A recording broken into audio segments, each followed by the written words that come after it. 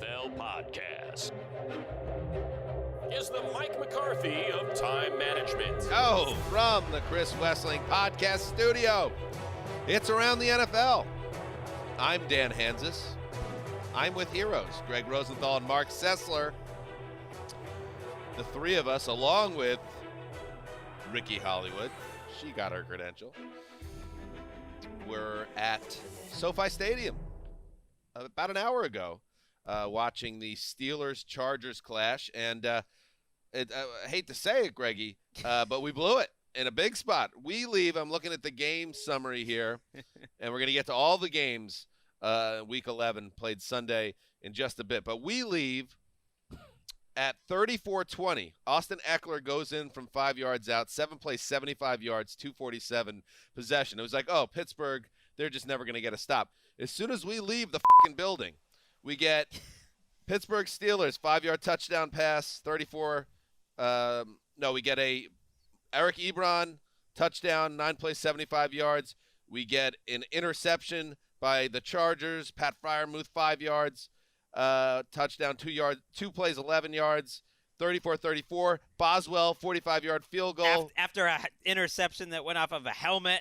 37-34. There was a block punt earlier. We did see that. And then a classic ending for the Chargers and their fans. There weren't a lot of them in that building, but a classic ending, and we're going to get to all of it. But, Mark, we left before the classic part of the game entered the equation. I know you were upset to see all those Steelers fans sad at the end of the game and miss out on that. Did get to see Cam Hayward punch Justin Herbert on the ground.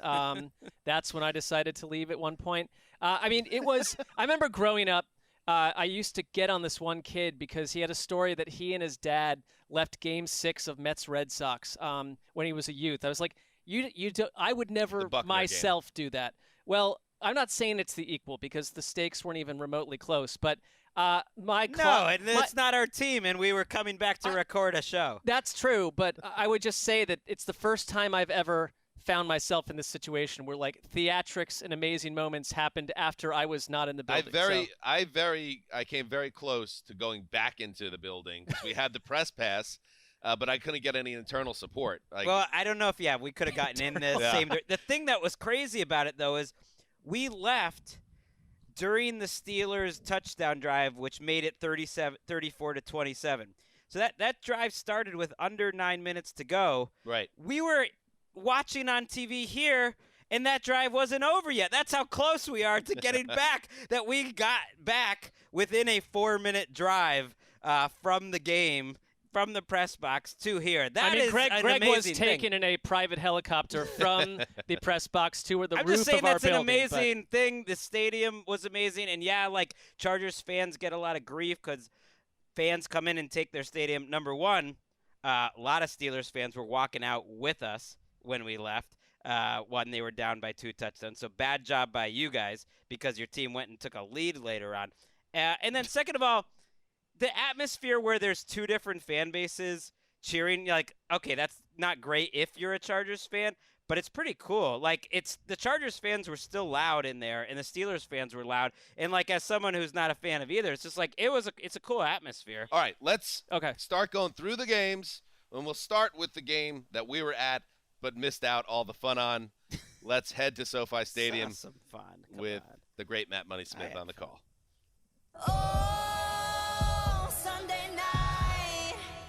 Here comes the blitz. Throw outside the numbers. Caught. Left sideline. 25-20. Mike Williams hurdles into the end zone. Touchdown. Chargers.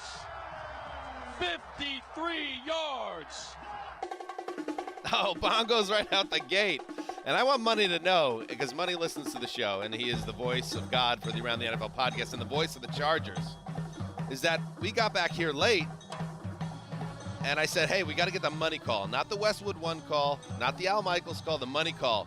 And Ricky and Gravedigger said, it's going to be an extra 10 minutes or so. And I said, it's worth it. He's the voice of God. And that's one of the big plays in recent Chargers history. Justin Herbert to Mike Williams for 53 yards. It is the game-winning score in one of the craziest games of the season. 41-37. The Chargers beat the Steelers, a game that featured 27 points from the Steelers in the fourth quarter, many of them coming after we had left the building, Mark, a game that looked like it was in the Steelers' back pocket. They let it in the Chargers' back pocket. The Steelers storm back, but somehow L.A. finds a way, Sizzler. Well, I'm stunned by what we watched. Although, I mean, I feel like if someone told me before the game, will this thing go down to the end because it is the Chargers, I would have said yes. But, I mean, to think that the Steelers are 0-230, this stunning stat when trailing by 17 in the fourth quarter of games, that they climb back out of it, that thing threw me right there. But it was a series of Chargers mistakes that opened the door. And then at the end, because I think their offense had been so hot all night long. At one point, it was like 400 and something yards to about 170 for the Steelers. They were moving the ball at will. Justin Herbert was running wild on them. And it was a very Chargers-esque almost ending, and they climbed their way out of it. I mean, the Chargers scored on their first 5 possessions. But in weird Chargers fashion, they actually had more possessions in the fourth quarter than they did in the first 3 combined, and that included the block punt. We did see that, Danny. I mean, we didn't miss everything. We saw some dimes from Justin Herbert. I mean, the throw that he had to Allen in the first quarter, like the whole shot, and then the 30-yard BB down the field in the third quarter, like those were amazing to see live. Then you get an interception, a fluky play off a helmet. You go for it on fourth down in your own end, and when they didn't get it, this is the moment where the Steelers have a chance to go win the game, put a touchdown in. You know, this is the moment where you say, like, if Herbert doesn't win this game, this is catastrophic. He's got to go down and make a drive. And he had a chance to make a drive because the Steelers went 3 and out right after they didn't get the fourth down. So that's part of the reason why you go for the fourth down, because your defense can pick you up. They did, and then instead of everything crumbling like you said it would have, and that this was a big moment in Chargers history, that Herbert was going to become part of Chargers like lore in terms of being cursed, he didn't do it. It didn't happen, yes, Dan. what I Didn't said happen. before the Mike They Williams got the play W. was with the world falling down and 45,000 Steelers fans waving towels in L.A. going nuts. If the Chargers blew this game in front of Chris Michelle in the world, and Herbert was right in the middle of it, even if he had played a good game overall, a great game overall, to me it's like he's part of this now. He's part of all this Chargers pain, and it's very real. And any Charger fan, no matter where you are in the country, knows that. And yet, I thought that was kind of like the big overarching story, is that Justin Herbert, and I know it was a busted coverage by Pittsburgh, and Collinsworth pointed it out correctly that there's no way you have a busted coverage in that spot on the Williams TD if Minkah Fitzpatrick is playing. And there's so many big-time players for the Steelers that were out, including T.J. Watt and Joe Hayden and Fitzpatrick.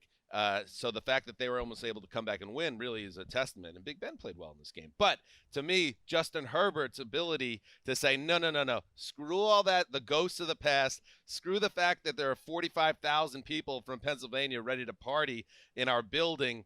I am going to make sure we leave a winner. And if you're a Chargers fan, you just have to be pinching yourself that you have somebody who has that power. And, I mean, Justin Herbert all night long was showing us who he was. And it was, it's his arm, it's the dimes he threw. I was just so impressed with how he kept filleting the Steelers on the ground. 90 yards off 9 carries, so many of those that moved the chains. And the Steelers climbing back in.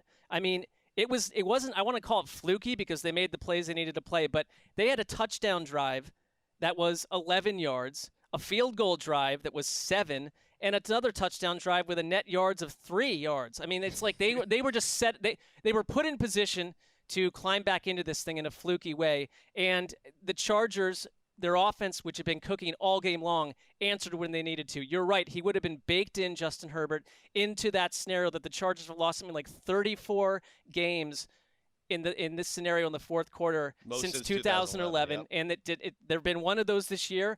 But, in past years, there were multiple. He is not part of that story. He is not. Right. Well, he was a little bit last year. They were cursed.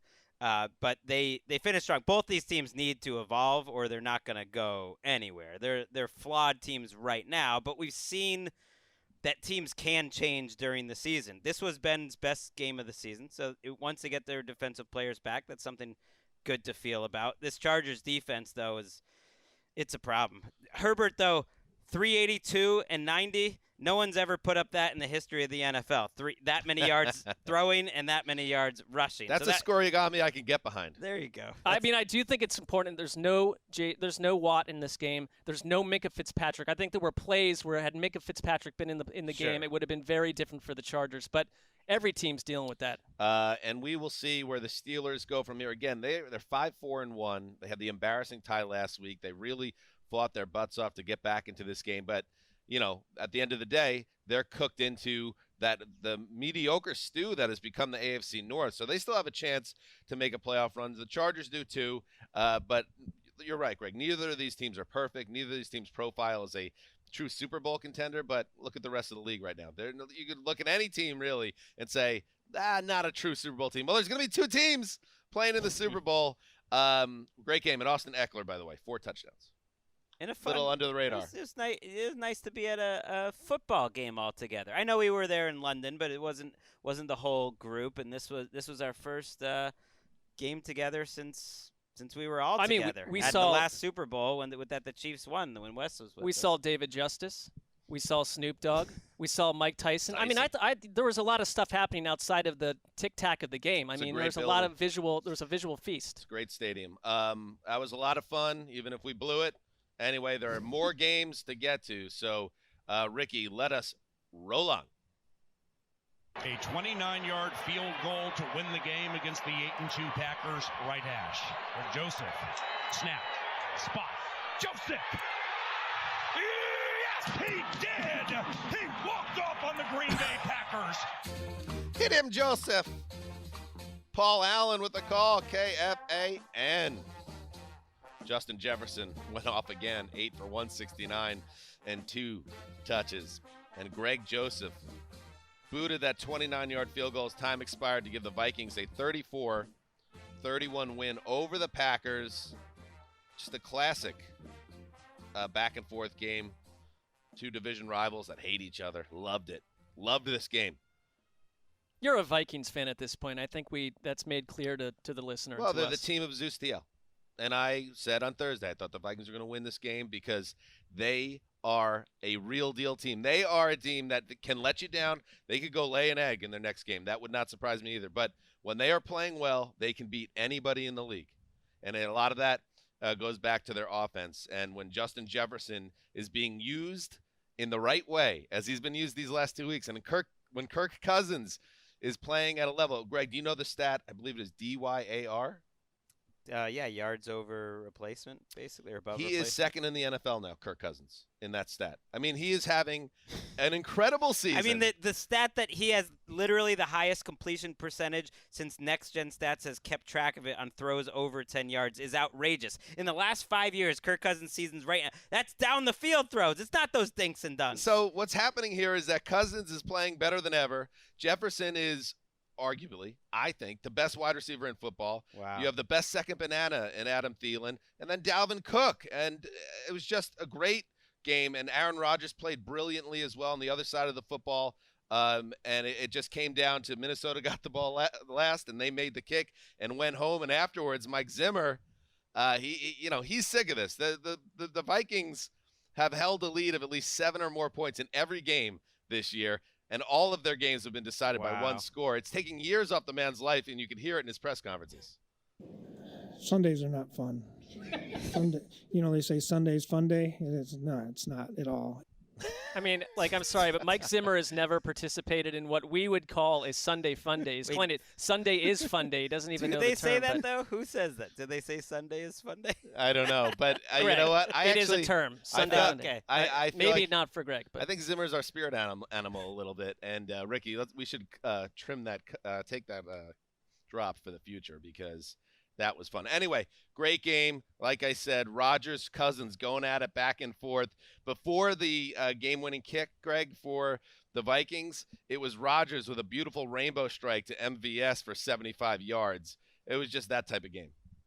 You score too quick. You don't want to give Kirk Cousins that much time to can't go do back. it. It's for real. When he gets a chance to put them in position to win this year, almost every time he's done it. One thing that struck me just statistically is the Packers pressured Cousins on over 40% of his throws, which is a really high number.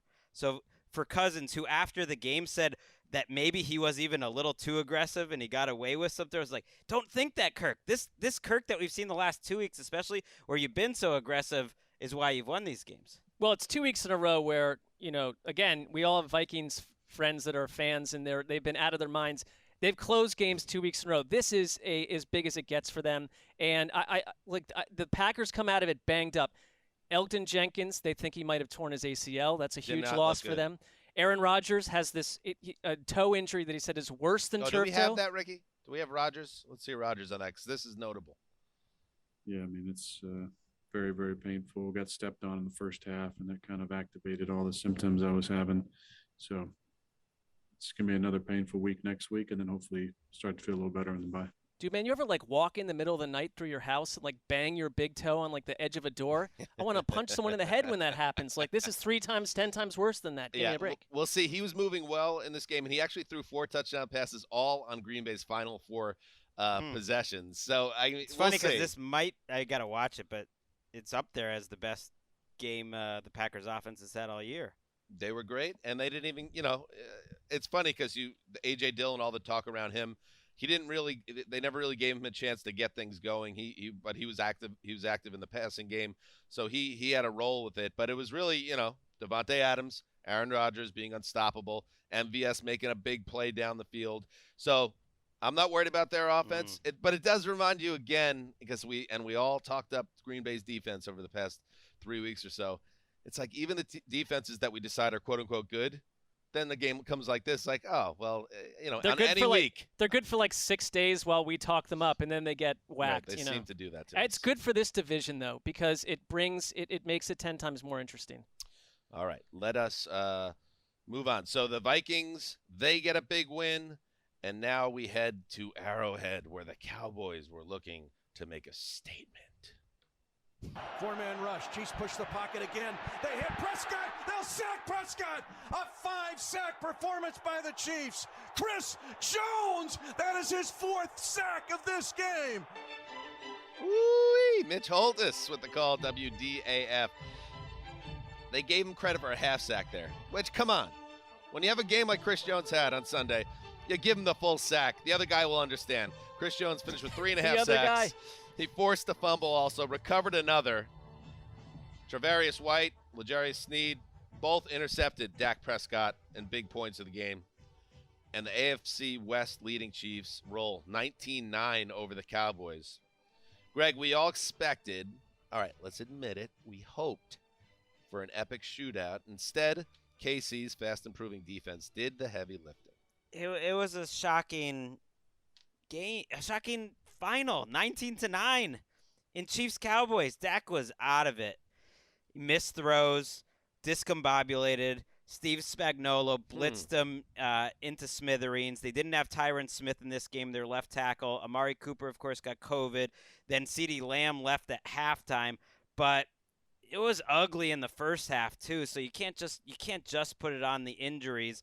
It was the Chiefs' defense, and again, you give them so much praise. I'm not saying it's going to happen week after week, but they were just aggressive. They were open field tackling. Like I said, they were blitzing. He got blitzed, I think, on 14 different throws, and he ended up with 54 yards and an interception on those throws. And usually Dak Prescott's kind of known as the guy who kills the blitz, so it was an unconventional strategy. And on a day where Patrick Mahomes basically had the same stat line as all those games where everyone were killing the Chiefs' offense, he ends up with 260 yards and a pick on 37 attempts. The pick was fluky. The Chiefs win going away, and you never really felt that it was that close because the Chiefs' defense, and especially Chris Jones, just gave it to him over and over. I don't know what to think.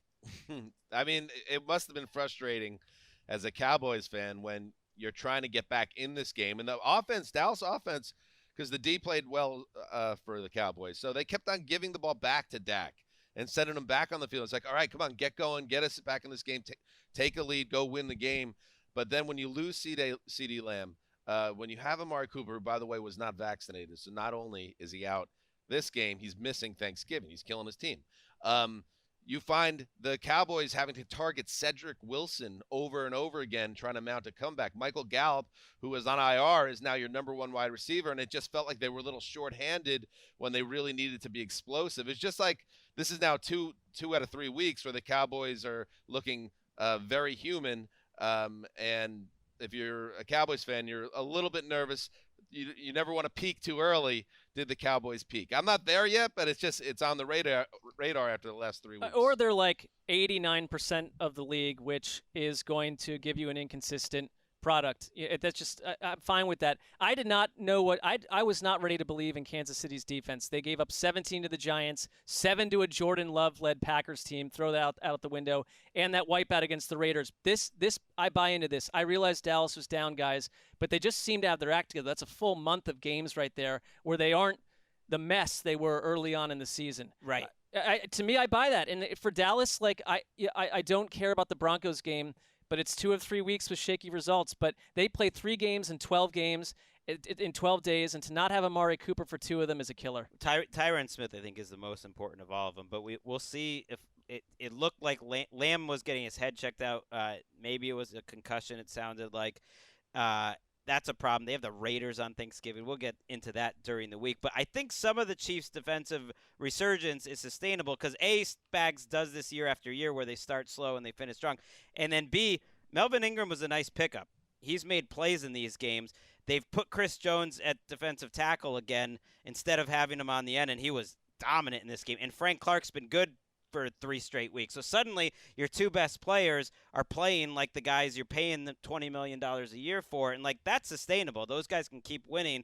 And even though I pointed out the box score looked the same and the final score was the same, the Chiefs did start this game with 17 points in their first 3 drives and made big plays when they needed to. I don't think it was a terrible offensive performance either. Maybe what ultimately, like right now in the NFL, what it means to have a good defense is to have a defense that can carry you for a stretch of time, like 2 or 3 weeks or even a month when your offense isn't quite right, and they can get you some wins that you would lose typically because there aren't just a lot of dominant defenses in the league right now, and a dominant player for the Cowboys is Micah Parsons, who has that Defensive Rookie of the Year locked up. He was unstoppable in this game. 2 sacks, forced a fumble. He was a big-time player in this game. I love that theory because we keep propping up defense A, B, and C during the week, and if the expectation is we really are only saying they'll be good for about a fortnight, then we're off that. Like we look a lot better. Well, it's like a matchup thing too. Yeah, like they're capable of carrying you, but they're not going to do it. Yeah, right. Parsons had more pressures, by the way, in this game. I think that then it was a PFF stat, and then any player ever or something like that, or a certain amount of years, it was over 12. He was at 12, and he got to 13 or 14 pressures in one game. I believe the Chiefs were held to 276 yards. Wait, was that?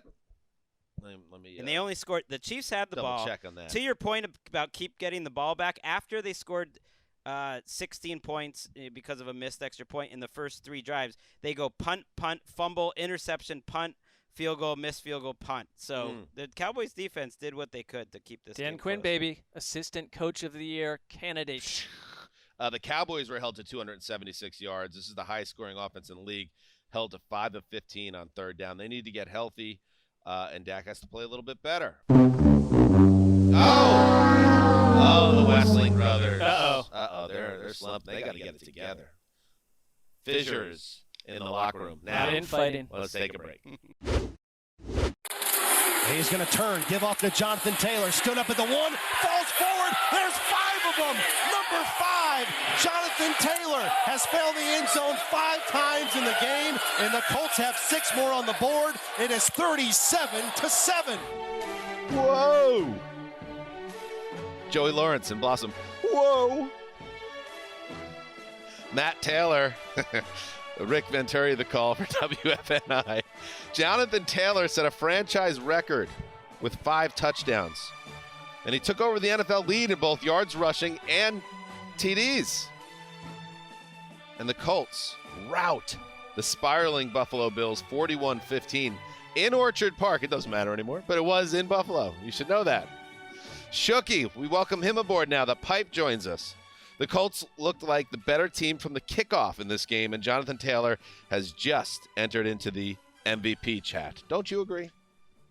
Yeah, I would absolutely agree. I mean, you're the rushing leader and you're doing it with emphasis. And I think no more emphatic than this game today. And, the Colts, they got off the bus ready to play. And it was clear in their first drive. They went 11 plays for 65 yards, capped it with a Taylor touchdown. They get a turnover. They turn that into another touchdown via a pass. They punched the Bills in the mouth. They proved to them that going to Orchard Park did not scare them. Playing in inclement weather did not scare them because they have right now the NFL's best running back in terms of overall rushing yards in Jonathan Taylor, who was the engine that powered them offensively with his 5 touchdowns. And really the Bills had no answer. I mean, for the entire game, they had no answer. It's not even that their offense couldn't keep up. Defensively, they could not stop Jonathan Taylor, who has been this type of running back for a lot of this year, but we aren't going to look at his season and think of a game quicker than this one because of how he did it. He ripped off long runs. He scored in goal-to-go situations. He caught passes. He did everything that was asked of him. It's the next step in what I think is a progression in his career. It's still very early, of course, but it started in the second half of last year where he started to build this positive momentum. He's carried it over into this year, and he's developed himself more as a back. He's not just a downhill runner who's capable of ripping off a long run. He's a guy you have to account for on every down, and the Bills simply did not do that defensively today. Josh Allen also had a rough day, a couple interceptions that were ugly, and they had no answer for them when they had the ball, and that's how you get a blowout. I mean, to Dan's question, and this is more about the Bills and their up and down struggles on offense, but wouldn't you say that Jonathan Taylor hopscotched Josh Allen in the MVP race? Yeah, it's funny because they opened the broadcast on CBS waxing poetic almost about how Josh Allen is a legitimate MVP candidate and he's the reason that the Bills are where they are right now. And frankly, I think the Bills have relied on him too much to this point. And they couldn't rely on him very much. It's not true, though. Not that he's been bad, but he has not been a top 5 quarterback this year. What are we talking about? He's been good. He's been a good quarterback who had a bad game, but at no point is he an MVP candidate to me. Carson Wentz, by the way, throws for 106 yards in this game, and that's all right because when you have Taylor going off the way that he did and the defense playing as well as they did, it doesn't matter. I thought a turning point in the game shook, or maybe just kind of a, whoa, where are we at right now? Because remember, the Bills were slumping on offense leading into Week 10 and then beat up the Jets, who are a joke. And now they go up against good competition again, and we see what happens here. And there was a moment in the third quarter. They're down multiple scores. They're facing a fourth and about around 6, if I recall. And they opt for a long, I think 55 in that range, yard field goal attempt over going for it, which predictably goes horribly awry. And then the Colts go right down the field and score and end the game. I mean, that to me really spoke a lot about both teams. Yeah, first off, not a confidence in the Bills offense to be able to convert that fourth down, but also Tyler Bass's second missed field goal of the day. Like I said, inclement weather, so it wasn't the best situation for them, but you know how a game can go your way in a number of different ways. Carson Wentz had a nice play where he scrambled. He looked like vintage Carson Wentz before everything that he's dealt with in the last few years. It can also go awry for another team, and it was like that for the Bills with even in their kicking situation where they just had no confidence in what they were doing and knew they were getting bullied on the field and just capped a terrible day for them. That's got to make their fans think, because 2 weeks ago, they lose that game to Jacksonville, and it's like, what is going on with the Bills? Then they come back, like you said, dominate the Jets. I think they're back to where they were against Jacksonville. What is wrong with our team? Why can't we put up the points that we were capable of putting up? And why can't we get a stop? So kind of a soul-searching week, I think, ahead for the Bills. Well, plus inclement weather is something that's going to be happening in Buffalo. So it's like if you're not built they should be for that, built exactly. They should be constructed to deal with that. And I think they'll be fine, but them beating Kansas City so badly to get to 4-1, and now we're sitting here with them at 6-4 is one of the most surprising things to happen in this entire NFL season. I know there's a lot of up is down, down is up in the NFL, but them hitting the skids this hard is shocking to me. I don't think it's quite as shocking that Mark's Colts, he spun the wheel and it decided which fan he was going to be for the rest of the time. Have they lost since? And he said he wasn't interested in them, that they were boring, that he has to be convinced. And yet here they are. Whether they are a big-time playoff team or not, they are going to be in the center of the rest of this season. Not only are they 6-5, but they got the Bucs next week. They got the Patriots at home coming up. They're at Arizona, so there's just going to be a lot of big-time games involving the Colts. Can I respond? Yes. Please. My response, I f***ed up. Because, first of all, I already said on our network show a couple weeks ago that I was wrong about this. The Colts, good for you! The Colts are good. Okay, they're good. They've scored under 25 points once since week 3, and it's what we thought about Indianapolis in the offseason was not even this. This is superseding what we hoped maybe you could accomplish with Carson Wentz. We knew Jonathan Taylor was good. We knew the defense was good.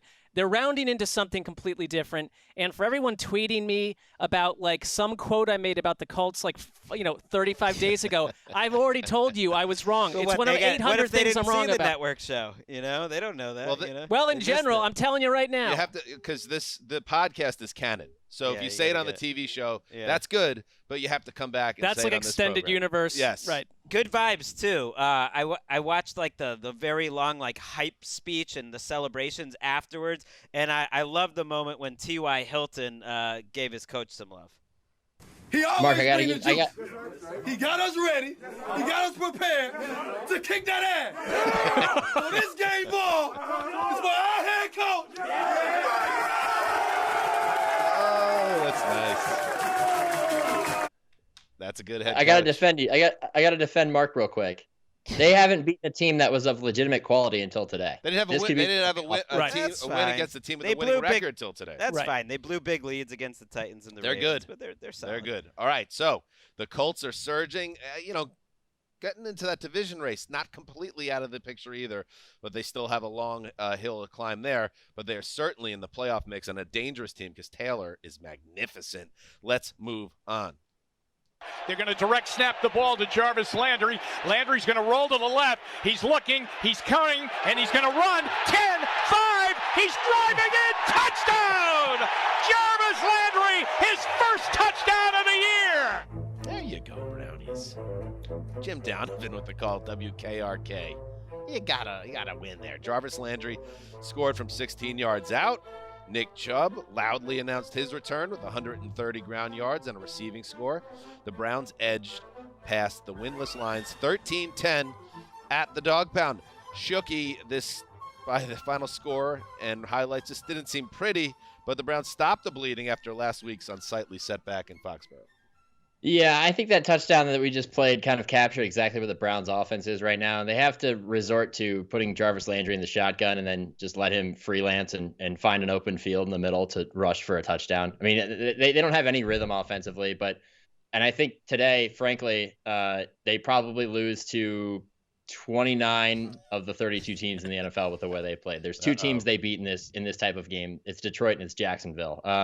They got a lot of work to do. I don't really know where the answers are. Their offense is a mess. Baker Mayfield does not look good because of his injuries and whatever else. But they were lucky to have Nick Chubb back. 22 carries, 130 yards. He was able to pace the offense and then close the game out in a tight one. But you can't feel too confident other than the fact that you added another tally to the win column, and they all count the same. So you're 6-5, and you move forward from here.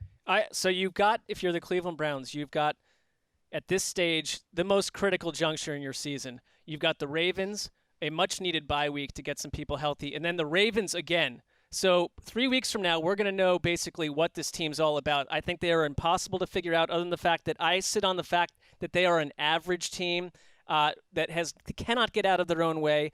And yes, it's injuries for Baker Mayfield, but I see a lot of other things going on with him.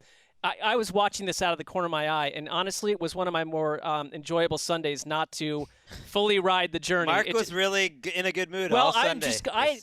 I will wait until they are vaguely enjoyable again. But Shook, I'm not trying to be talk radio person, but if this is the Baker we get from now till the end of the season, injuries or not, does it maybe operate as a blessing in disguise for the front office? They have this incredibly tough decision coming up where this extension talk makes no sense at this point. He's not earned an extension. Right, but to me, the decision's so easy. They have no decision to make. They're not going to give him an extension. He did ask Shook the question, Greg. Yeah. I'm just saying. Well, no, you're right. It is a question in Cleveland. No one's saying that they don't have no decision to make. That's not true. No, absolutely. I get texts from friends who are Browns fans. Chuck Whitlock, who is one of our former researchers of the network, he's moved on since then. He's an avid Browns fan. He texts me every Sunday, and he told me the same thing, which is basically, we got to move on. Like this guy's not the guy. But and they're by decision, you mean get rid of him this offseason because he's under contract for a very cheap number next year. No, but Greg, the thing is, Greg, it's not that no one's talked about what to do with Baker Mayfield long term because they have the fifth year. I'm with you, but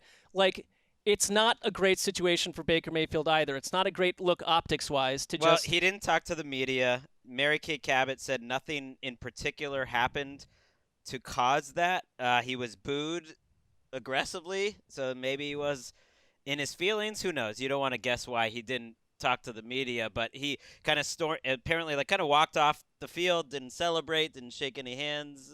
It seems like if you kind of read between the lines, if you're tracking the team, he's dreadfully beat up. He has all different sorts of injuries to his knee, his left shoulder, his foot, and he's getting booed in his own building, and there's probably a lot of frustration. Now, we'll see if it was simply out of frustration that he didn't talk, because that's not the right way to play it either, because you just invite the firestorm of everyone to talk about you, talking heads, debating your future. It just adds more fuel to the fire. That said, I think it's notable what I'm hearing from both Shook and Mark, for the first time, like Browns fans starting to grapple with the idea that maybe Mayfield isn't the guy going forward, because I haven't really heard that from Browns fans till this point. So it feels like things are starting to shift a little bit. That's maybe more what I mean too. Just that, they can figure this out, but there's a polar shift for me in terms of the Mayfield experience over the last couple of weeks.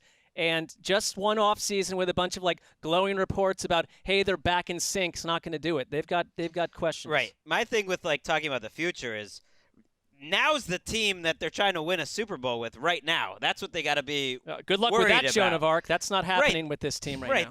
They're 6-5. I know, but there's 6 games left of the season. There's a lot to go. Anything could happen. Right, and even when you're thinking about next year, would they there's no way he's getting an extension this offseason.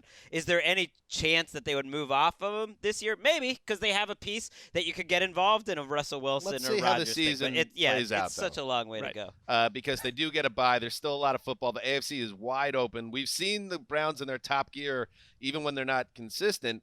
They are really impressive when they're playing well. But right now, there's a lot of doubt around the organization, and I see how it's starting to, the quarterback situation is back under the microscope again. Also, my Tim Boyle could win a game on Thanksgiving prediction is not looking good with 77 yards and two interceptions. I mean, if Chicago's... How do you only win by 3 when Tim Boyle had 77 yards and 2 interceptions, Nick? If Chicago's plane goes the direction of Amelia Earhart's plane, that's your Tim Boyle victory, Greg. I mean, is anyone I know it's a very unpopular take. Is anyone going to start coming to my side and take Thanksgiving away from the Lions for just a little bit? I'm with you. Let's see what they do. Maybe they'll surprise us. Round them like a teenager. We'll give you the keys back to the '94 Civic, but you just got to chill, get better. You're not getting the keys back either. All right, one more game before we say goodbye to Shook. Let's head to the desert. 3rd down and goal from the 6. Shotgun snap. Burrow from the pocket throws toward the back. Left corner of the end zone. Caught by Chase. Touchdown. Oh, it was the Crossroads game on the 2021 NFL schedule. The Cincinnati Bengals, they were heading down. The Raiders, they were heading down. There was a fork in the road.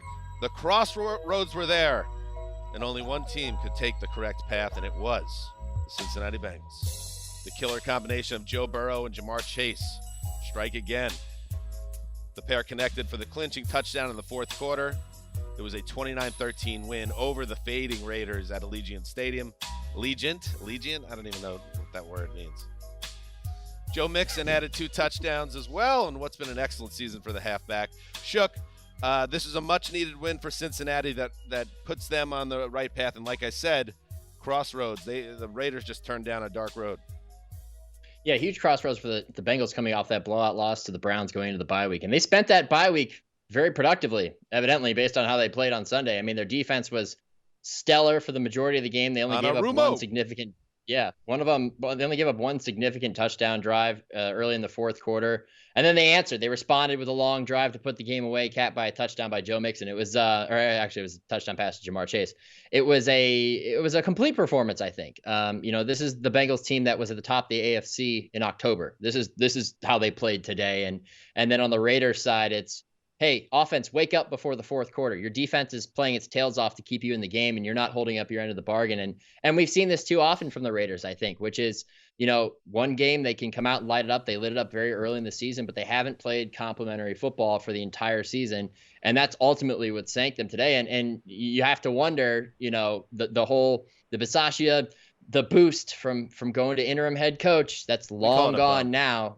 And you just got, the bump. That's what it is. I don't know if bump was positive or negative connotation. Right. I'll show you a bump. The pistachio bump. They took a few bumps and not the good kind on Sunday.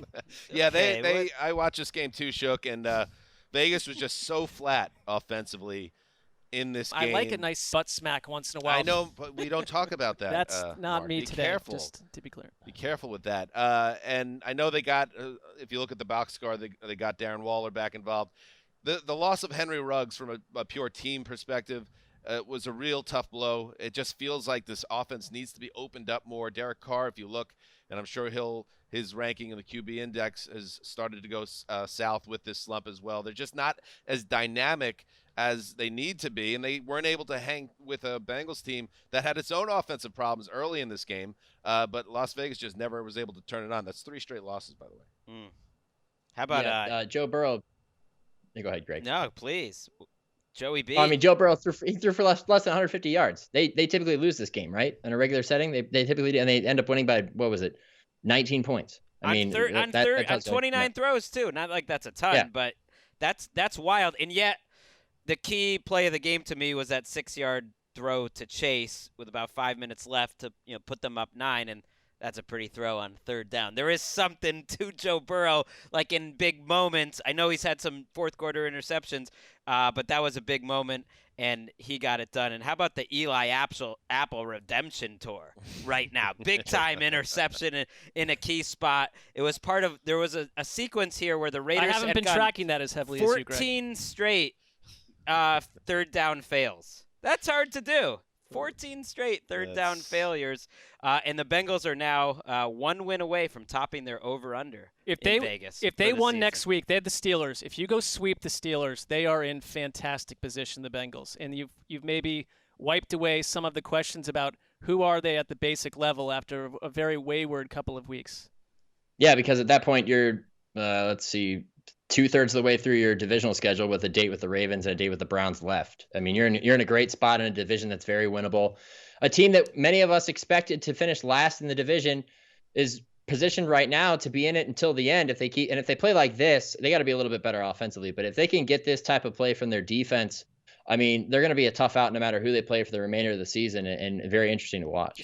They won at one point. They lost, remember, 15 straight road games. They are 4-2 on the road. 5 of their last 7 games are at home. Such an important win for Cincinnati, because it did feel like the storm clouds were gathering. That was an example of a perfect time for a bye, and they were able to reset things. They got this win, and now they have a big matchup against Pittsburgh next week. But now you can go into that with confidence. And if you're the Raiders, everybody's like, oh, they're doing the same thing they did last year and the year before. No, they didn't. That's different. This year is different. They collapsed in November this year. Last year and the year before it was December. So it's not the same season. Well, they're overachieving in a weird way this time. Right, they're ahead of the curve in a lot of ways. That's organizationally what you want to be.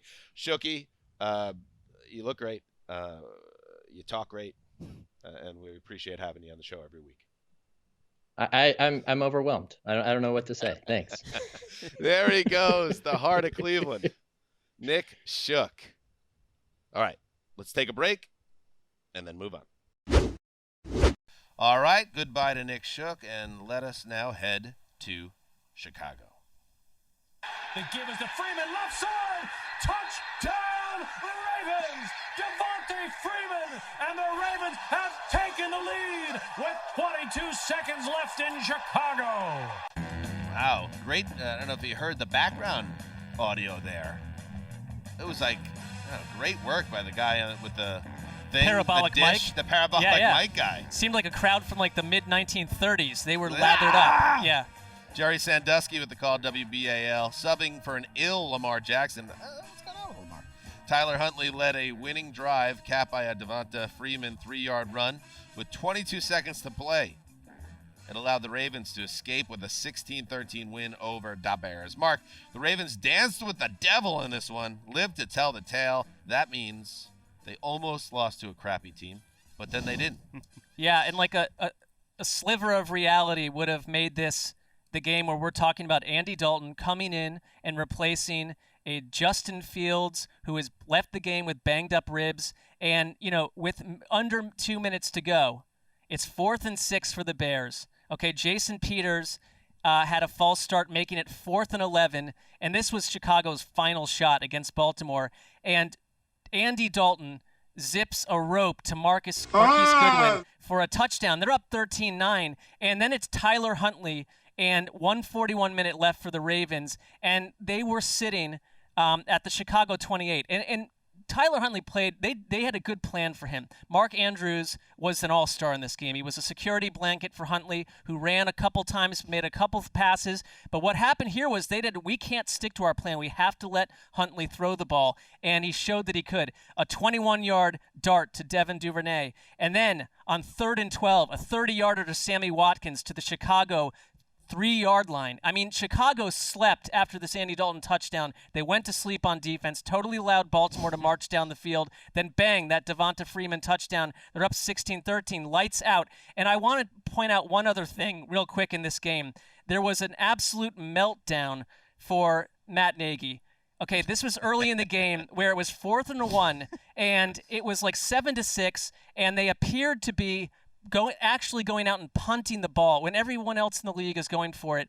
And the crowd in Chicago, we heard them on that replay, was going absolutely nuts. And I'm convinced that Matt Nagy was essentially, at one point, he seemed to be shouting and screaming and hollering at a sound man who was controlling his headset or something. I don't know what was going on there. But then 2 minutes later, they're suddenly going for it. And there's Fire Nagy chants in the stands. I mean, he was convinced by the booing crowd to change his decision, I think. Wait, is this when I was doing a Sky Sports Yes, hit. exactly, Greg. It was live with Neil Reynolds, and I was trying to talk about, I think, the Eagles-Saints game. And Mark is 5 feet away from me just going, "Oh, Nagy, what's Nagy doing? He's going crazy over here." And I had to, like, call it out because I didn't know if they could hear. I was like, well, what is happening over there? Is he from, New York? Yeah. Or, where was I suddenly was from New York. I mean, it wiped away. I think what's lost is, we talk about the So Ravens. what happened? How did that play out? It didn't work. They ran a wildcat. they put David Montgomery in the backfield in a wildcat scenario. And what Montgomery could have, if you watch the replay, he kind of ran in the wrong direction. He could have gone left and gotten the yardage, but they just had a bad plan for it. They just seemed so discombobulated at times. The thing that this game did is it wiped out a 3.5 sack performance by Robert Quinn. Roquan Smith was all over the place. We came so close to having a very different narrative to this story. You're very excited talking about this game right now. Well, because it was a wild one. He really wanted the Bears Ravens, to take out the Ravens stole it away. He's sick of the Ravens winning these games. Well, it shows who the Ravens are. And I thought that on the flip side, John Harbaugh was nothing but utter calm through the entire performance. And you're going in there with non-Lamar Jackson, and you have no business winning this thing. And sorry, but it was Greg Roman showing you, I can take any quarterback and build an offense around him. The Bears were in total chaos. They scored 16 points. I mean, what am I supposed to do with that? How excited? I mean, Andy Dalton brought them life when he came in. Justin Fields had thrown for 79 yards and a half plus. It was not a good performance by him. Dalton brought life. Then they went to sleep. The last thing happens, and they let the Ravens right back in. I mean, that was the only touchdown drive of the day, which is for the Ravens, which is crazy. So I'll remember a couple things from this game. One, why is Wink Martindale blitzing there? All of Baltimore is really getting sick of Don Martindale this year for doing that because they've given up all these big-time touchdowns. And he blitzes Andy Dalton on fourth and game, essentially. They get the touchdown. But I will remember, I really will, I think, forever, this moment, which was the second that Goodwin catches it and goes into the end zone for the Bears to take a lead. And at this point, the Ravens have not scored a touchdown all game. Our coworker, Danny Ryder, in the newsroom, within a half a second said, "Oh, they're going to lose." He's a Bears fan. He didn't even, for 1 second, he didn't enjoy it. He just said, they're going to lose. And he was right. So you wanted Bears and Lions on Thanksgiving. You got it. Bears have lost 5 straight, and they don't believe at this time, the time we're taping this anyway, that Justin Fields broke his ribs. But it's a short turnaround to play on Turkey Day, so we'll see what happens. And by the way, Marky, those Baltimore Ravens, who may or may not have Lamar Jackson, we'll see how he's feeling. Harbaugh said that the illness is not COVID-19 or the flu. They hoped he was going to feel better on Sunday morning, and instead he felt worse. So we'll see what's going on with Lamar, and we hope he's okay. But the Ravens and Browns clash on Sunday Night Football in Week 12. Could be mad cow disease. It's just an option. We're not saying that's what it is. If you look at this Ravens season, though, they could be like 3-10. They stole that Chiefs game, they stole that Lions game, they stole that Vikings game, and they stole this game. Like that's were what 4. they do. I think they're stealing what's theirs, though. No, I know. I'm just saying it's a wild season. When you have a great quarterback, a great coach, and a great kicker, That makes a big Right, but difference. they didn't even. The quarterback was Tyler Huntley, and there's no Well, I'm Hollywood just saying, Brown. It's just wow. you know. I know. By the way, I hey, know. Tony Romo, it's pretty clear that, like, the Bears general manager Ryan Pace took you out to, like, a $500 dinner, mentioning, like, with flowery language, like, 300 times how well-built the team is thanks to Ryan Pace. I mean, name dropped him 20 times. Is everything okay over there? No, you know what? We Like, gotta do our shows that annoyed after me. Sunday Night Football every week. That this annoyed is good me. energy. This is good. Good for you. Let's move to Philly. Hurts gives it off inside, and no, he keeps it, and he's running forward on a fake. He's at the 10, he's at the 5, he's in for the touchdown! What a fake!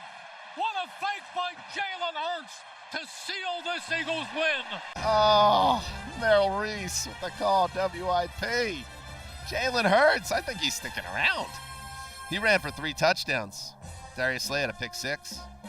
Eagles roll over Greggy's Saints, 40-29. That's 2 wins in a row for the first time for the Eagles. And also Nick Sirianni. That's what the W looks like at the Link. First win at home in 5 tries. Greggy, I know you're feeling this Eagles team. They're suddenly quite frisky. They are, and this is one where it was like best on best. I know there was a lot of Saints injuries, and they lost, and that's a factor. But the Saints came into this with the number 1 rush defense, DVOA, in the league. The Eagles came in just having rolled a bunch of these patsies in terms of run defenses, and I thought the Saints were going to stand up and be counted for, and Jalen Hurts just makes this team go. Miles Sanders returned and had a nice day, 94 yards too. Jordan Howard kept getting it done, 10 for 63. But Hurts on the ground is what opened it up. They ended up with 242. And it wasn't one of those where you got a big lead and then you just rack up yards. They had 152 in the first half. The Saints actually kind of made a fourth quarter comeback to make this thing interesting. It was all about that running game and those big uglies up front. And they showed they're just like the baddest team going right now. Going into this game, the Saints were averaging less than 73 yards allowed on the ground. So to put 242 on a very good Saints defense, or run defense, I should say, at the very least, and the Eagles have now surpassed 175 rushing in 4 straight games, including 200 plus and 3 wins over that span. They have an identity. They're nasty up front. And they could do some damage, Marky. Yeah, remember when, like, the Ravens... I'm a little crazy. That was Mad Dog suddenly. They could, because... It's a nice job by the Eagles, It Mark. shows, like, if you want to be a good coaching staff, you have to be willing to completely recreate yourself midstream at times. And it reminds me of when the Ravens went from Flacco to Lamar Jackson, and they embraced the concept of just saying, we were that. We'll never be that ever again because we have Lamar Jackson. We're going to zig when the entire league zags. And the Eagles, Nick Sirianni was a pretty easy target for a lot of us who just watch his press conferences left and right. And then you just started to hear that the players were like, actually, we dig this guy. And I don't know what that meant. Maybe it's just like you're in public, that's what you're saying. But he does seem to have shown us he has a plan for Jalen Hurts. He has a plan for this offense, the way they're running the ball. I thought you're right, Greg. This was the acid test today. Maybe it all floats away, and instead they dropped a massive hammer. And they're in the mix. They're 5-6. They're in the mix. Now, it should be said the Saints were without their 3 best offensive Banged players, up. 4 if you want to count Jameis. Their 2 tackles who have both been to multiple Pro Bowls were out, which was a little bit of a surprise. And that helped Philly's defense show a transformation where they were really aggressive. You're listening to the talk radio callers, and it's working. Just why don't they run the ball? Why don't they be more aggressive on defense? They blitzed. They were very creative, and Trevor Siemian was terrible in this first half of this game. He's terrible, Mikey. He was rough. The final box score is misleading. They kept trying. He's Trevor Siemian. I get it. Right. It was, but at halftime, it's a tough situation for New Orleans. It was 6 for 18 for 60 yards in a brutal pick 6. Slay got his 3rd touchdown in 4 games. And he just didn't give them a chance in the first half. But they're starting guys I've never heard of on the offensive line. Landon Young, and I don't even. Good prospect. I know about him. Good prospect. It's not good. I mean, you take Alvin Kamara out of the lineup. The lineman, obviously a huge deal. The quarterback, even though, Winston is who Winston is, still an upgrade over Trevor Siemian. But you take Kamara out, this is a very ordinary team at that point. If they get healthier, I think they're still going to be in this. They got to get healthy in this fray. But this version of the Saints is just not dynamic, and now they've lost 3 straight games since the Winston ACL injury. They got a tough schedule ahead. We talked about it on Thursday. And I just want to say one thing on the Eagles. Half a game out, by the way, of the last spot. It's right there. Nick Sirianni on his quarterback. Jalen is a special player who forces defenses to play different. You look at their stats, but you also want to do what you do well. I think they're starting to feel in that building that they have found a guy here that they could build an offense around. Here's what's so huge about that, because assuming Wentz plays like another game, which he will, it's like they have 3 first-round picks. And instead of having to go do the thing where we don't like our quarterback, we have to go shop for someone else, you now have 3 first-round picks to make the Eagles about so much, by so many derivations, better than they are right now, and surround Jalen Hurts if he continues to be the guy. All right, let us head to Seattle next, where the Seahawks desperately needed to win a game, but they didn't realize that Colt McCoy would be playing. 2nd and goal on the 2. Shotgun snap to McCoy. Ball's loose on the ground. He picks it up, throws over the middle, and it's caught for a touchdown by Ertz. How about Colt McCoy picking up a loose ball on the turf and throwing a pass over the middle for a big touchdown here late in the first half. Colt McCoy to God. Colton Sessler's namesake delivered another trenchant performance. His 2nd in 3 weeks as Kyler Murray's injury replacement in the Cardinals' 23-13 win over the... I know everybody's been waiting for it. I've been getting a lot of tweets. I've been waiting to break it out, but it's that time of year. Over the moribund Seattle Seahawks at Lumen Field. McCoy threw for 328 and 2 touchdowns. Mark, I know you're proud of your boy. This lifted my spirits because, here's the thing. This would have been a great opportunity for the Cardinals to have an excuse over the last 3 weeks to go into the tank to some degree and say, we'll get ourselves out of it, but we didn't have Kyler Murray. We don't have DeAndre Hopkins. And Colt McCoy, you ask him to come in and play 3 starts. One of them was a mess, but 2 of them have been nothing short of heroic. And today, he just showed you that when you have that backup quarterback, not the most athletic guy on the planet, they used to call him noodle arm. Well, you know what? It was a little bit better than that today. He just showed command of the offense. And there is what I thought the tone setter right out of the gate. A 16-play, 68-yard, 9-minute touchdown drive, the longest drive of their season in terms of plays and time off the clock. And then he answers down the road with another 13-play, 92-yard, 6-minute touchdown drive. Zach Ertz was all over the place for him. And it really became Colt McCoy battling Cardinals kicker Matt Prater, who I don't know what Matt Prater did pregame, but, man, he was all over the place. He's a good kicker in general. What are you trying to imply? I'm just saying he did not seem to be in the right headspace. He had a missed PAT. This is on the road. He had a killer missed field goal. He did hit a 50-plus at one point, but then missed another field goal. So he cost them 7 points in a game where the Seahawks were climbing back into this thing, and it forced Colt McCoy up 16-13 to take them on another drive. He hit Zach Ertz on a 20-yarder, and then at one point he rumbled Colt McCoy for an 11-yard chain-moving first down that I thought was a bigger scramble than Kyler Murray's had all year. I mean, and Kyler Murray is, infinitely Shots more fired. the athlete. It's not a shot fired, more than just Colt McCoy did everything you could have asked. They had 40 minutes of time of possession, and it revealed basically the fact that Seattle at this point, not only do I feel good about having forked them a month ago, they are a low-wattage bore. They look totally out of ideas, and I think Pete Carroll was quite annoyed after it. Let's hear from Pete, who at one point left his presser only to return. He can't make sense of it. Wow. I'm just not any good at this. I'm not prepared for this. This is not this. I'm struggling to do a good job of coaching when you get your butt kicked in week in and week out. It's new territory. So, and I'm competing in every way I can think of, but I'm just unfamiliar with. That sounds like to me like a coach who now is starting to see his mortality, at least in Seattle. Like he knows now, not only is my team on the ropes at 3-7 with a very strong chance of missing the playoffs for just the second time in a decade, he also knows he's in trouble now because the wheels are coming off and there's uncertainty with the superstar quarterback and the relationship between the team and the quarterback is not right. I think Carroll senses he's in danger. At the same time, just the general frustration of a season where he can't get this team motivated to play. Well, you've lost to Colt McCoy 2 straight years. Remember, he was with the Giants Yeah. last year. Went in there.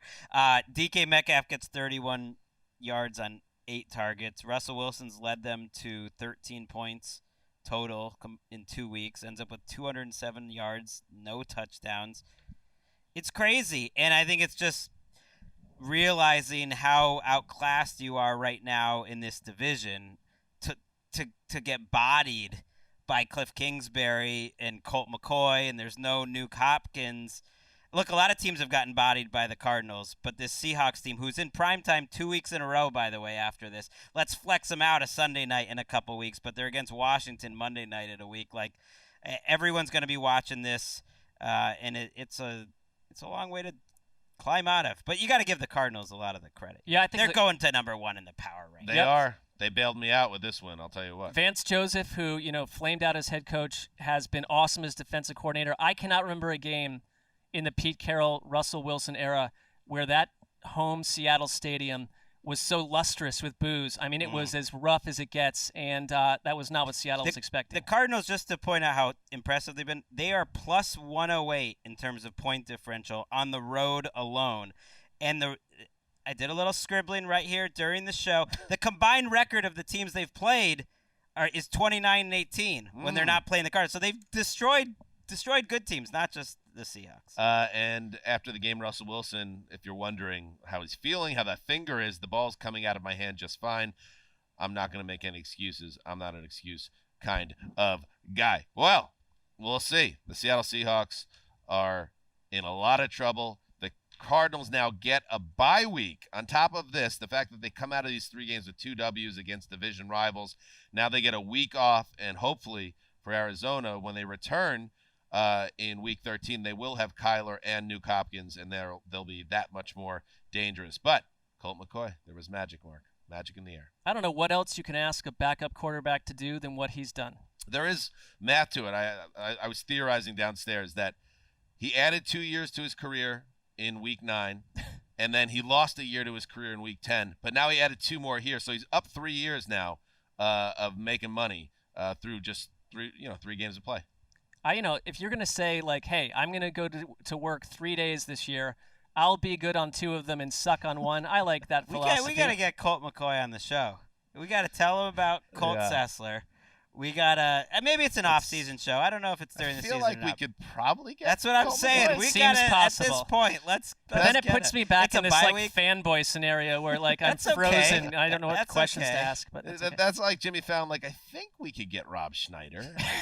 I'm not sure. I think we can. Anyway, let's take a break and we'll be right back. Shotgun, 1 back, bunch formation right. Here's the snap. Texans sending people. Tannehill hit as he throws.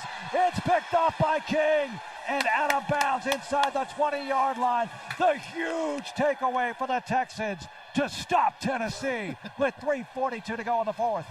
You may not recognize the sound of that voice, but that was Mark Vandermeer of KILT with the call. Go home, NFL. You're drunk. Entering Sunday, the Texans were the coldest team in the league. The Titans were the hottest. So, of course, the Texans snapped the NFL's longest active losing streak by beating the Titans 22-13 to end the league's longest winning streak on a miserable day in Houston. Mark, how? And we're going to get to the Gravedigger. He's got to answer to this. Well, Daddy did not have primary eyes on this game, but if you asked me how, I'd say that they were depleted at wide receiver. They're out of weapons, and we've watched this offense be challenged the last. Am I your son in this scenario? Daddy, you want to be? Your daddy? I am a father. We've got to stop calling ourselves daddy, I think. Why? Just generally. It makes Greg uncomfortable. I did it. I forget what scenario I did it in. I did it as well at some point, and it's just like it's a virus that's spreading. It is a virus that's spreading, Greg. It's Delta. It's like the Delta. It's maybe not the worst virus that's out there amongst us. But variant. Anyway. All right, then wait, I don't need to hear from you, Mark. I want to hear from Gravedigger. Gravedigger, what the hell happened? I know you're missing Derrick Henry. I know you're Try missing to top my analysis there. A.J. Brown, he gets hurt. Is it just an issue where we've reached the level for Ryan Tannehill, who had 4 picks, where he just doesn't have anybody to throw to and make plays with, and now it's starting to show for real? Honestly, I would love to say that is the reason the Titans' offense was so bad, but it really wasn't. I mean, Nick Westbrook-Ikhine had over 100 receiving yards, whoever the heck he's a second-year guy undrafted out of Indiana. But the Titans outgained the Texans 420 yards to 190, but they turned the ball over 5 times, twice inside the opposing team's 6-yard line. Once was a pick that was actually the Titans were in the red zone, and Houston returned it all the way to the 6-yard line. So that's a huge swing. And then in the second half, the Titans had like 3 chances. The defense got 6 straight 3-and-outs to close the game. One of them was like a 4-and-out technically, so not technically 3-and-out. But the offense, Tannehill, like every time the offense started driving, Tannehill threw an interception that was like, what was that throw? And maybe it was young receivers like Dez Fitzpatrick, who was a rookie, who was cut after training camp, who was like been on the practice squad all season and finally got elevated last week. He was like Tannehill was yelling at Dez Fitzpatrick before plays like, Dez, you got it. Like you could hear it through the broadcast. And then like he threw a pick on that play. So maybe Dez did not get whatever change it was, or I don't know. I mean, it's just sounds one of like those, it was a fluke. I mean, they honestly they've won a couple games like this where they didn't look like the better team. So it was almost like they were overdue to get some bad luck. But Marcus Johnson, who was so good last week, got hurt, barely played. Who knows if he'll be available for next week? And then A.J. Brown was in and out, and I don't think he finished the game either. No, he's probably going to miss a couple of weeks. Like they'll probably hold him out through the bye, which is 2 weeks away.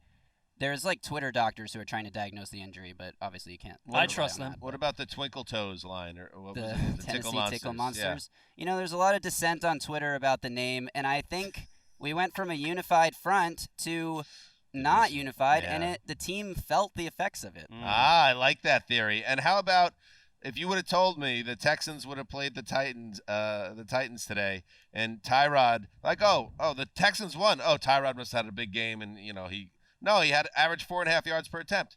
So it's not like they were, ran for 2.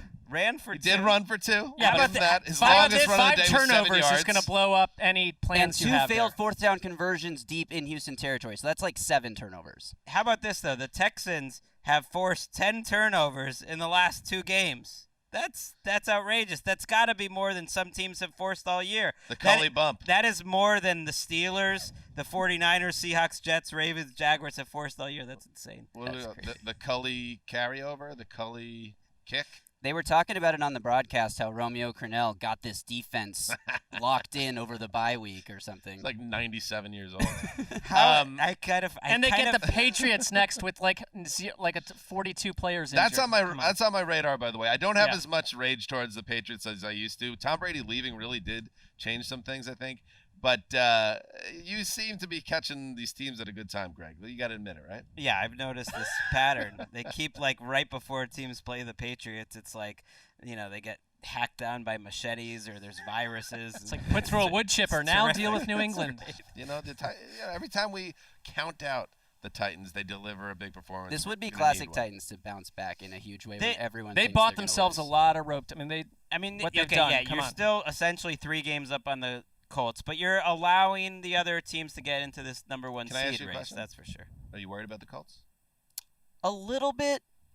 I'll say this: I wouldn't want to see them in the playoffs. Well, you've also swept them. Yeah, I don't think they're going to take the division. I just asked the question. Yeah. They'd have to take 3 games. They'd have to do 3 games better than the Titans over the last 6. So that would be tough. Right, but all it takes is the Patriots beating the Titans next week, and the Titans have already let go of that number 1 seed. Yeah, the number 1 seed is that thing happened. That would happen quickly. So that game is a big AFC. Well, but remember Dan's point about road teams thriving. You almost don't want to have home field advantage according to where we Ricky, are. Ricky, can you do some calculating and see how home teams did this week? Let's move on, or a Gravedigger, somebody behind the glass. You comported yourself well there, Justin. Let's move on to Charlotte. Snap to Heineke on 4th and 3. Steps up, looks to his left, skips through the tackle of Hassan Reddick. Now he has to stop at the 45, runs out of time, goes back across his body. That is caught! Unbelievable play! What? John Bates at the 36 to 6-yard gain and a first down. Oh, double bongos? What are we doing? Taylor deserves those bongos. He does. Bram Weinstein with the call. Bram Weinstein? I always get this wrong. I'd go Steen, but who knows? Taylor Heineke. He upstaged Cam Newton. He threw for 206 yards and 3 touchdowns against a defense that was ranked the best in football entering the game. And Washington spoils Cam's return to Bank of America Stadium, a 27-21 win for the WFT over CAR. Greg, I don't know what Washington's long-term plans are at QB, but Taylor Heineke is making a case with games like these. The last 2 weeks he's been awesome, and this was the best game of his career.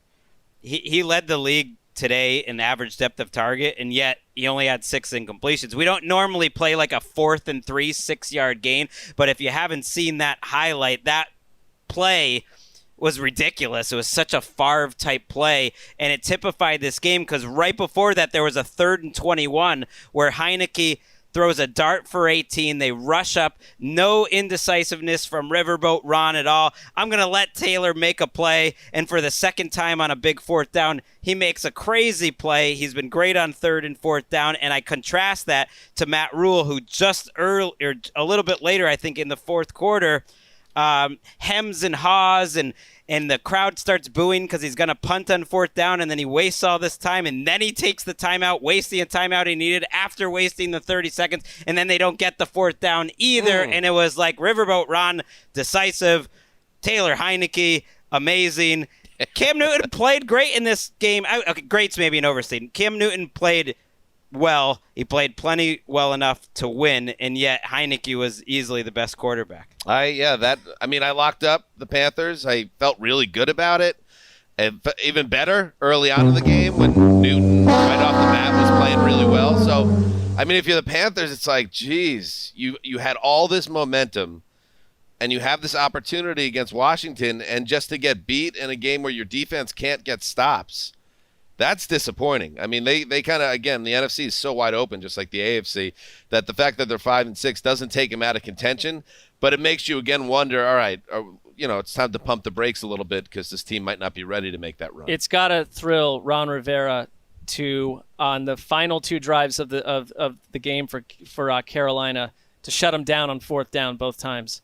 It's just like, this is Cam played well, but then again, they did have a chance at the end of the game, and he couldn't get it done then. The Ron Rivera experience, if you go back through multiple seasons in Carolina, we saw it last year in Washington. It's like, let's start 2-7, and then we'll kick into high gear and make the playoffs. But in Carolina, I feel like there were like multiple campaigns where like they'd get off to a terrible start and then rally, and it's like Ron Rivera is obviously the coach of the future. You stick with everyone else, and they do the same thing the next year. But I think part of the problem with Washington wasn't just the defense that was so off-critiqued. The offense was so out of sync. They haven't had Curtis Samuel all year long. They just haven't had the dudes. And Heineke, the one thing about him, I think there's something about watching him that is exciting. There's an element of daring due to his game. I hate the gunslinger terminology for quarterbacks, but he kind of has that energy to him, and he hits throws, and when he makes a mistake, he'll just keep doing it, and I keep throwing it, and he's fun to watch. He was getting love after the game from some of the Panthers too, who were ex-teammates of his. His first start as a quarterback was with Carolina. Revenge game for him, not just Ron Rivera. And they were just kind of saying young Turner. They were just saying that guy's a dog. Yeah, Scott Turner had a great day, the offensive coordinator for Washington. That was very surprising to me to see their offense control the game. I expected more out of the Carolina defense. They had a masterful end to the first half, start of the second half sequence where they have a 6-minute touchdown drive that took all the time off to end the first half, then another 6-minute touchdown drive to start the second half, and you're kind of like, oh, what just happened here? And Cam came back and everything, but Scary Terry had one of his best games of his career, and Antonio Gibson, I think, looks a little more spry than he did when he was fighting injury earlier in the year. We talked a little bit, it came up, I think, on the Thursday show, would P.J. Walker play at all in this game, and I don't think he did. And he didn't at all, and they said the plan was to, but they thought Cam was playing well enough, they just didn't. And after the game, one thing, I guess the last thing that will come to somebody that's absorbing a new playbook is the 2-minute offense, and that it kind of set up game script-wise poorly for Carolina, where they needed that last drive, and Cam didn't have the full playbook at his disposal. They did not move the ball late in that game. So tough loss for the Panthers, and Washington's battling They're only one game out of the wild card. Yeah, it is. It is crazy. It is stupid, but ultimately fun. Let's move to Duval. Here's a gun run to Deebo Samuel coming left, right at Ward, breaks a tackle down the sideline. Deebo Samuel will take it all the way in. Touchdown, San Francisco. Cisco. A lot of sauce on that. A lot of sauce. Greg Papa with the call. KNBR. Jimmy Garoppolo threw 2 touchdown passes in the 3rd straight game. Deebo had another touchdown on the ground. What a year he's having. 49ers dominate the Jaguars 30-10. Their 3rd win in 4 weeks. Mark, this felt like a possible letdown game for the Niners, but San Francisco took care of its business in impressive fashion. Yeah, I picked this game second in our draft, and I had a lot of people telling me that I was nuts to do so, but I knew what I wanted to see. I wanted to see if they could. Well, you could have gotten it way deeper in the draft. The haters were out from you. You know what? Well, look at it now. Listen, when you know what you want, you just go after it. You don't risk anything. Incredibly gutsy lock, right? Too, so congratulations on that as well. Well, look they did me wrong last week, but now our relationship is totally repaired because this is one of the teams that I went into the year wanting to love, and my love is starting to return and grow a bit. But I wanted just to see, would anything translate from that Rams game, or was that just one of these fluke scenarios? Opening drive, once again, 49ers, 20 plays, 87 yards, 13-plus minutes. The first quarter was over in maybe 21 minutes, and I was it was just fascinating to watch. Deebo Samuel, it wasn't just that one touchdown. He led the team with 79 yards on 8 carries on the ground. They basically used him out of the backfield as a running back. 2 straight weeks. And they're banged up in the backfield, so they absolutely slaughtered Jacksonville inside the numbers. That's what they've been doing. But they had touchdown drives of 80, 77, and 77 yards. And the Jaguars' offense and Urban Meyer, basically called it out after the game himself. There's no growth in this offense. And in Trevor Lawrence at the end of the game, it's interesting to see a shot of him with his arm around Urban Meyer. And not, they in a friendly way. I think they both know they're in for it. It's going to be as long as possible for the rest of the season, because the hope was maybe Jacksonville's defense is rounding into something special. Not today. I mean, that narrative is over for a week. With Deebo and watching his great season, and it's been an all-pro level season for Deebo Samuel. That's when Kyle Shanahan, and he's had his ups and downs, obviously, but where having a really smart, creative play caller, when you have a very unique, talented player like Deebo, when those things come together, and you see what you're seeing there, because the way he's used, you get the feeling Deebo Samuel's special abilities are being used to their maximum efficiency in this offense. It's nice to see it that way. In one little thing, Brandon Ayuk, who was in the doghouse, and there was a lot of weird stuff going on with him.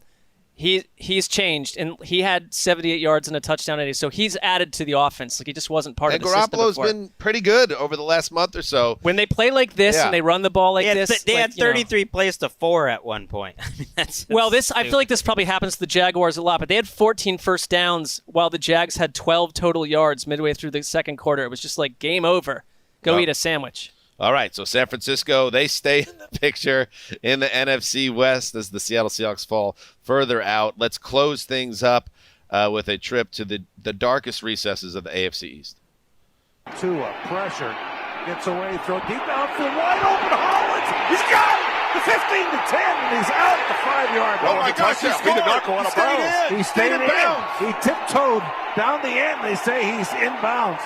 They'll look at this, of course, but a 65-yard touchdown. Jimmy Cephalo, Jason Taylor, Joe Rose, all on the call there for WQAM. Tua Tagovailoa connected on a long touchdown to Mac Hollins, and he threw the go-ahead 5-yard touchdown pass to Myles Gaskin early in the fourth quarter. Final score 24-17. Jets fall to the Dolphins at the Meadowlands. That's 3 straight wins for the Miami football team. They got, even they have a pulse, however faint it may be, in the AFC playoff race. Tua was good, by the way. 27 of 33, 273 touchdown passes. He had an interception that wasn't pretty, but that's part of the Tua experience. In general, I think his audition, I'm giving him so far for his sophomore season, I'm giving him you got to factor in the injuries because durability, that is a skill. I'm giving him a B-. So far, I don't know what it needs to get to for them to get out of the Deshaun You hand out as a grader, A-. you give out a lot of B-. I do. I remember on our show, you would give us a post-show grade, a lot of B-. It's definitely, I think it's above C+, and I don't think it's a solid B yet. It's a B-. I think he needs to get, and now we're getting scientific, I think he needs to get to A- to keep them out of the Deshaun Watson sweepstakes. So he's going to have to go on a tear here. Right. That's because science. They have an intense wandering eye. And so, like, B-, or let's say if it's out of 100, he gets like an 86 to finish the season. Not going to do it. No. He's got to get to 90. A quarterback somewhere else they think is a 96. And you mentioned they have a pulse, but it's interesting how the top of the NFC is much better. But if you look at the wild card race in the AFC versus the NFC, it's actually more open in the NFC. The Dolphins are still 3 games in the loss column behind Chargers, Bengals, Buffalo, which right now is 5, 6, 7 in the AFC. So it's kind of a big mountain to that's climb. why you and I differentiate because I think every team in the AFC stinks. Right. I mean, I get it, but just they have more teams to climb over, and they have. What about the Patriots? What about them? No, they all stink. It's a and sharp differentiation. There's no way to judge what's going to happen here. If they here. could somehow get in, then they'd have a better. They've got the Panthers, Giants, and Jets. There is a way in if they can play their best football. Okay. We talked about this on Thursday. How about that? Elijah Moore, if you want to, on the Jets side, and Joe Flacco is now the 4th quarterback to play for the team this year. What a joke! What a tough season. If you want to call them quarterbacks, but Zach Wilson sits out another week. But Elijah Moore is the truth. That guy's, as long as he stays out of the Jets grinder, is going to be a big-time player. That draft class in general has a chance to be really good if Zach Wilson can play. But the only way we can know if Zach Wilson can play is if he actually plays, and let's hope that he is back in the lineup soon, because otherwise there's really no reason to watch the Jets. Yeah, I can't disagree. I'm legitimately angry. I'm not. I'm actually not. Right, that part of the season. The Jets right now have the number 2 overall pick in the draft, their own pick, and the number 5 via Seattle. Thank you, Jamal Adams. That Jamal Adams trade is not feeling good right now. Thank you, Jamal. All right. Don't want to see Zach Wilson get Josh Rosen. No, that's not happening, I don't believe. But, we'll see. All right. Hey, Ricky, by the way. That was pretty crazy. The halftime, they did this great salute to service halftime show, and they brought out the veterans, and it was the 6 major military branches, and the flags were out. And then this dude, they throw it up to this dude in the concourse, and he's an artist who's also a singer, and he does an America the Beautiful rendition of the song while painting. And me and Ricky are trying to figure out what he's doing. It looks like a mess. It looks like he's not going to pull it off while he's singing and painting. And then something special happened. Oh my God, this was you and I are talking to each other. We're like, oh my God, the song's finishing up. He better finish. He's got a lot of time. Looks like hell. We're like, what the heck? And then when he flipped the painting upside down, you and I were screaming so loud. We were like, "Oh my God!" It was an American Eagle. And Dan and I, you would have thought it was the coolest thing. And then Mark thought we were joking, you thought we were being just jerks. Right. But we legitimately, in that moment, it was the most impressive feat I had seen in that building. Yeah, but why did I think you were? What about the why did I Justin think you were Herbert being jerky? 30-yard throw to Keenan Allen? Because not even that was a radar. BB though. No one else can. Greg has nothing to do with this. Did you know it was an eagle when he was painting it? Let me answer for Greg. I wasn't even watching. I don't know. I mean, I was eating lunch or dinner with Tyler Dragon, our old friend, up in the press box. So I was not aware of the entertainment. Mark knew exactly what it was, so that's why he thought we were being jerks. Well, because he was like, he thought we were making fun of not in a way where I was like, look at me versus you two, but I thought you guys were being kind of snarky about the fact that he turned it over. Because our reaction was unbelievable. It was, but I think here's Mark the thing. saw it coming though. He was a seer. Well, no, he was hold playing on. Chess. Yeah. Look, I lack lots of skills, but that thing, I saw when he was I said to you guys why there's an upside down eagle. And it was I didn't hear him. Yeah, neither did I. Hear him. Well, Dan, you would have thought they just told us we had won $1 million. I don't know what made us both react like that, but we went crazy. The dude was singing America the Beautiful, hitting every note, painting with his hands. And it was upside down. I couldn't see what it was. Spins the canvas around in a big spot, and it's a bald eagle, baby. One thing that helped me. That's a big win for the Chargers. Like there's a rivalry between the Rams and the Chargers game day presentation. That's a the most incredible thing I've seen. I've been to a number of places where they basically, like an artist did the same thing, where it's like they go through the scene, you're like, everyone's like, what is it? What is it? Then they turn the painting around. So maybe my eyes were just more trained.